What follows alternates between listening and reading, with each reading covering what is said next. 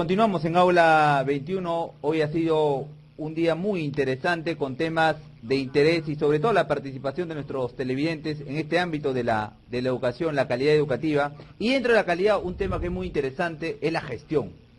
Hoy en día, ¿cómo podemos gestionar para ser más eficiente la educación? Y para eso tenemos como invitados al señor Fernando Carranza y Mario Hernández. Ambos pertenecen a la empresa Solvo Solution. Bienvenidos a Aula 21, Fernando, Mario. Gracias, muchas gracias.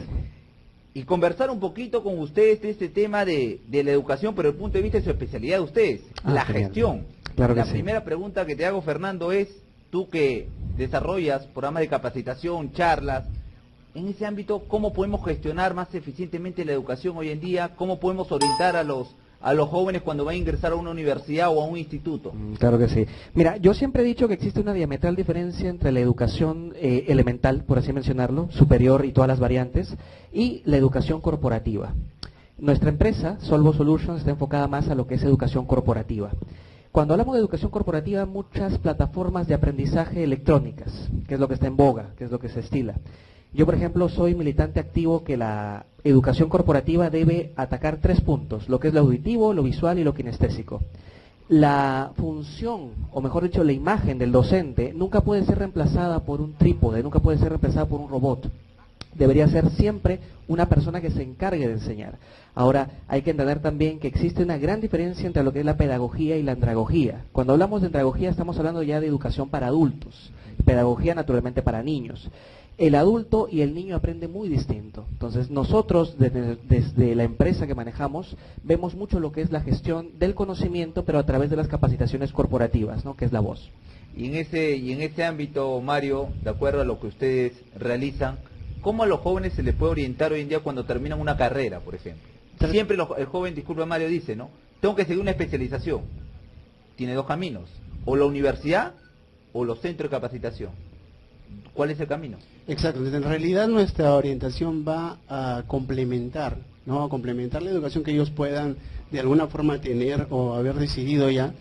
Y hay ciertos temas que nosotros básicamente le damos fortaleza, como son el tema de las habilidades blandas, son el tema de que cosas que realmente necesita el profesional para seguir saliendo adelante, ¿no? Sea en el ámbito que se desenvuelva. Entonces tenemos lo que es la oratoria, tenemos lo que es el liderazgo, tenemos lo que es el manejo de equipos de venta, la gestión efectiva. Entonces todos esos temas tratamos de cubrirlo en el mayor porcentaje posible para ofrecerle al joven, ¿no? Y al profesional un abanico de posibilidades para ir complementando su educación, ¿no? Hablaste de un tema muy interesante, las habilidades blandas. ¿Hasta qué punto los centros de educación hoy día, sea técnico superior, fortalecen eso en los estudiantes? Cuando es un elemento muy decisivo a la hora de, por ejemplo, insertarse al mercado laboral. Contratabas a una persona por su currículo, hoy contratas de la actitud. Hoy cuando un profesional llega a una entrevista de trabajo, ya no te pregunta para qué vienes, sino qué me vienes a aportar. Claro, ¿Cómo trabajamos ese tema de las habilidades, la actitud? Claro que Fernando. sí. Mira, yo desde el punto de vista gerencial, porque actualmente tengo la gerencia de esta empresa, yo siempre digo, ¿no? Contrátame personal en función a su expertise profesional. Cuando hablamos de expertise profesional hablamos también de las experiencias, del know-how, del know-who. Ahora, contestando tu pregunta en lo que respecta a habilidades blandas, yo soy partidario y militante activo que en los colegios se debería hablar mucho del sistema límbico, del sistema de las emociones, del lóbulo frontal, de la glándula pineal, de la glándula en sí misma, ¿no? En esencia. Se nos habla del sistema excretor, del sistema nervioso, periférico central, del sistema digestivo, circulatorio, X sistema, pero se soslaya en lo que es el sistema límbico, el sistema de las emociones. Hoy por hoy me atrevería a decir que las emociones son determinantes para tener éxito. Y a esto le agrego, complementando lo que dijo Mario, es que nuestra consigna, nuestro propósito es forjar una equiparidad entre habilidades duras y las habilidades blandas, ¿no? Hace poco estuvimos en el Colegio de Economistas haciendo un taller de habilidades blandas, un workshop de habilidades blandas para economistas, imagínate. ¿Eso qué quiere decir? Que los economistas tienen muy arraigado el tema de lo que es el BAN, el TIR, la oferta, la demanda, etcétera, etcétera, pero soslayan estas habilidades o estas competencias transversales, ¿no? Ahí entra la neurociencia. Así es. ¿Cómo trabajamos la neurociencia hoy en día en los jóvenes? Bueno, efectivamente lo que tratamos es de complementar, ¿no? Como te comentaba anteriormente, complementar. Y para eso tenemos ciertos temas que van justamente dirigidos para eso, ¿no? Entonces lo que tratamos es dentro del abanico de todas las posibilidades que tenemos, ir tratando de cubrir todas las necesidades que en este momento no están cubiertas en el mercado, ¿no? Sobre todo educativo. Así es, y en ese ámbito educativo, cuando conversaba hoy en primer término con el vicerrector de una universidad importante, luego con un especialista en temas de gestión educativa, tocamos un tema que tiene que ver con la calidad, pero la calidad muchas veces lo circunscribimos a buenos docentes, buena infraestructura, buen equipamiento, pero no vemos lo de adentro, no vemos a la persona. ¿Cómo llega hoy en día la persona a la universidad o al centro? ¿Está realmente preparado para afrontar, sentarse 5 años en una universidad y salir con su cartón o en un instituto? Porque muchas veces, si tocaste un tema que es muy interesante, Fernando, la base es la educación básica, ¿no? ¿Qué les enseñas hoy en día a los chicos de la base? ¿Cómo podemos contribuir en eso, Fernando, de acuerdo a tu experiencia? ¿Cómo podemos inculcar? Porque ya no solamente es el chico, ¿no? Los padres. Macro. Mira, yo siempre le preguntaba a mi papá, a las personas mayores, óyeme, tú has estudiado en un colegio estatal. Tú has estudiado en un colegio estatal. Y dime cuál fue tu experiencia. Y todas las personas tenían el factor común que me decían, la educación estatal es muy buena. Estoy hablando ya de la generación X, ¿no? Generación mayor. Sin embargo, ahora tú le preguntas a un joven, oye, ¿cómo es tu colegio estatal? ¿Cuál es la calidad de enseñanza en tu colegio estatal? Y me dicen que es pésima, ¿no? Pandilleros, etcétera, etcétera. Entonces yo pienso que hay un desencuentro entre la educación estatal de los 80 y la educación estatal de actualmente, ¿no? El siglo de la posmodernidad, por así mencionarlo, que dicho sea de paso es el siglo de las emociones. Ahora, a esto quiero agregar algo, estimado. Yo siempre he visto que en otros países hay escuelas económicas que se miden en función al conocimiento. Existe un pupurrí, un abanico de escuelas económicas, la de von Wieser, la de Viena, etcétera. Pero hay una escuela económica que repercute y falta mucho aquí en el Perú, que es la Escuela Económica del Conocimiento, ¿no? Sin ir muy lejos, el país hermano tiene muchos recursos intelectuales, pero carece de recursos naturales. En el caso del Perú pasa lo inversamente proporcional, ¿no? Tenemos muchos recursos naturales, pero carecemos de recursos intelectuales. A esto le agrego, ¿qué cosa es un intelectual? Un intelectual es una persona que ve el mundo desde una latitud mesuradamente culta, cultivada, animalista, en aras de llevar liderazgo también. Entonces nos está faltando esa palabra, liderazgo, pero enfocada en todas las vertientes, en todas las ramas del saber humano. El liderazgo político, el liderazgo múltiple, el liderazgo transformacional de Max Weber. Entonces, eso para mí es lo elemental. Educación, liderazgo e instrucción. Si no, vamos a tener lo mismo, ¿no? Abogados, administradores, posgrados, magíster, pero la pregunta es, tenemos instruidos, pero nos faltan educados. Y el otro punto tiene que ver con algo, la realidad. Porque algo tenemos que tener claro, ¿no? Las ideas son muy importantes, pero vamos a aterrizarlo a la realidad. ¿Es posible?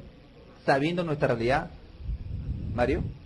Es posible, o sea, definitivamente estamos convencidos de que todo es posible. ¿De quién depende? Depende mucho de que cada uno interiorice, ¿no? Y se comprometa también hablamos siempre, este mensaje está bien comunicado ahora, ¿no? El tema de sí podemos, vamos para adelante, tenemos que hacerlo, vamos mejorando. Entonces, este mensaje tiene que ir dentro de cada uno de nosotros, tanto padres, educadores, gente del entorno formador, para que esto realmente se pueda hacer posible. No, ahora, como bien decía Fernando, no es solamente el tema teórico ahora, ¿no? Vienen muchas cosas complementarias. ¿Cómo le decimos a un joven, si puedes, mentalízate, que yo sé que sí lo vas a hacer, si es que viene de una familia disfuncional, viene con problemas económicos, con problemas emocionales? Así es. ¿Cómo podemos orientarlo? Porque ese es el otro tema. Claro. Es fácil pararse en un auditorio y poder decirle al joven, esto es. El joven sale ilusionado, pero una vez que sale del auditorio se encuentra con su realidad nuevamente. Así es. ¿Cómo hacer para que esto sea perenne y no sea pasajero? Acá hay dos puntos, ¿no? El fenotipo y el genotipo, ¿no? El genotipo del peruano es una mezcla de razas, de genes y etcétera, que hasta cierto punto son disruptivos, por buscar un eufemismo. Y también entra a tallar lo que es el fenotipo, ¿no? El tema cultural que estás tocando. Nuestro plus como empresa es que marcamos mucha distancia entre la animación y la motivación. Un ponente cuando se para enfrente y dice, sí, tú puedes lograrlo, etcétera, etcétera, y utiliza arengas y utiliza una suerte de frases, no está motivando, está animando. La animación es una emoción, la motivación es un sentimiento. El superlativo de la motivación es la automotivación, según Goleman, según Howard Gardner. Entonces, al punto que quiero llegar es que no basta con decirle, oye, tú puedes hacerlo, y etcétera, sino tiene que haber un seguimiento, una gestión del conocimiento. Y a esto hay que agregar también, en función a tu pregunta que me parece extraordinaria, el tema de los padres. No solamente capacitar a los hijos, sino capacitar a los padres, que es lo que hacen hoy por hoy las escuelas, por ejemplo, de San George, ¿no? Entonces, yo me atrevería a decir que tiene que ser algo tan, pero tan disruptivo que mezcle y matice la educación y la instrucción tanto para hijos como para padres. Ahí cambiar. Y ahí hablamos del pensamiento divergente. Hoy ya el pensamiento ya no puede ser convergente. No. La realidad te demuestra que el pensamiento tiene que ser divergente. Y vayamos ya a insertarnos en el mercado empresarial. Hoy las empresas también sucede una realidad igual. Tú vas, entras a la empresa, el gerente te contrata y dice, quiero que capacites a mi personal. ¿Es correcto? Yo le haría la pregunta, es, primero lo capacita usted. Ah, claro que sí.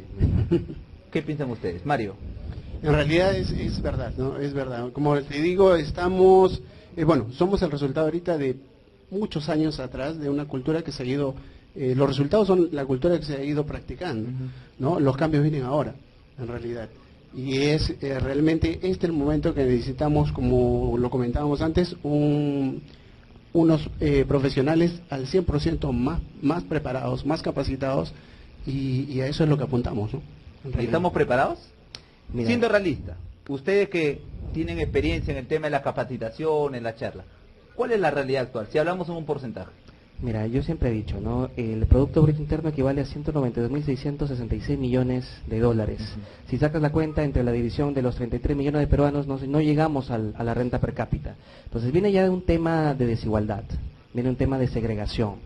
Yo no quisiera cerrar la entrevista con un mensaje fatalista, pero aquí muy objetivo, ¿no? No estamos preparados para, digamos, llegar al siguiente nivel. El siguiente nivel donde dejemos de ser personas solamente instruidas, sino comenzar a ser personas educadas, que es la equiparidad y el match, la simbiosis que yo estoy buscando. Ahora, contestando a tu pregunta y complementando lo que dijo Mario, de repente sonaría un poquito irreverente decir al jefe, te capacito a ti, ¿no? Pero ese liderazgo múltiple que hace el gerente en otras escalas, rangos medios, rangos altos, viene de arriba. Como yo siempre digo a mi gente, el clima laboral viene de arriba. Entonces, primero, que esa persona comience a gestionar sus emociones en aras y en pro de que pueda gestionar las emociones de los demás. Así es. Ese es el tema, ¿no? Y el mensaje reforzando es mucha agresividad, es lo que vive el limeño por el fenotipo y genotipo, ¿no? Tenemos que calmarnos. Está bien que vivamos en un siglo de estrés, siglo posmodernidad que equivale a un siglo de estrés, pero yo creo que todo parte de la complementación de habilidades blandas, que ese es el eje y el fuerte. Sin duda. Interesante entrevista, Fernando, Mario. El tiempo en televisión, como ustedes comprenderán, es corto, es tirano el tiempo en televisión. No entiende habilidades blandas, no entiende liderazgo en la televisión. Ok, pero los invito para poder tener otra conversación. Es un tema bastante amplio. El tema de la capacitación, el tema de la educación hoy en día, van entrelazados. Lo que hoy en día buscamos siempre es el enfoque en la mejora continua. Y la mejora continua, la idea es aterrizarlo siempre, yo digo, a la realidad.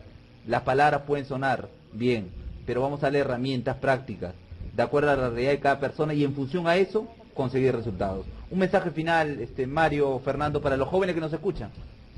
Hemos hablado de un tema bastante importante, no más que nada el mensaje final sería tratar de buscar, ¿no? De buscar la forma de siempre ir innovando, ir buscando más allá de lo que normalmente se nos presenta a todos, ¿no? Si se te presentan un ámbito, que te digo, rigido a ciertas teorías, ciertas normas, tú puedes irlo complementando, ¿no? Tú puedes ir buscando, tú puedes ir autocapacitándote también, leyendo mucho, preparándote mucho y buscando nuevas fuentes para poder ir mejorando. Fernando, tu palabra finales. Gracias, doctor. Mira, algo que dijo Mario me parece muy interesante. Hoy día precisamente estábamos escribiendo un artículo sobre el liderazgo, ¿no? El liderazgo múltiple, que tiene que ver mucho con el intelectualismo. Yo soy partidario que en el Perú lo que nos está faltando es lectura. Hay algunos programas de lectura de alto rendimiento donde dicen y arguyen que tú vas a poder leer 10 libros en una semana. Yo siempre digo, los libros no se leen, los libros se estudian. Tú, por ejemplo, cuando agarras un libro, hay una palabra que no entiendes, buscas en el diccionario, asocias temas, asocias ideas, en pro de que el conocimiento ingrese, se genere un anclaje desde el punto de vista de la andragogía, ¿no? Entonces, el mensaje para todos los peruanos en general es lectura, leer bastante, investigar bastante y poner en práctica lo que leemos. Ese es el mensaje. Muchas gracias, Fernando. Muchas gracias, Mario. Gracias. Llegamos de esa manera al final del programa Aula 21. Hoy ha sido un programa muy interesante, muy nutrido, con la participación del vicerrector Norville Ciesa, del especialista Justo Zaragoza en tema de educación, y con los señores Fernando Carranza y Mario Hernández.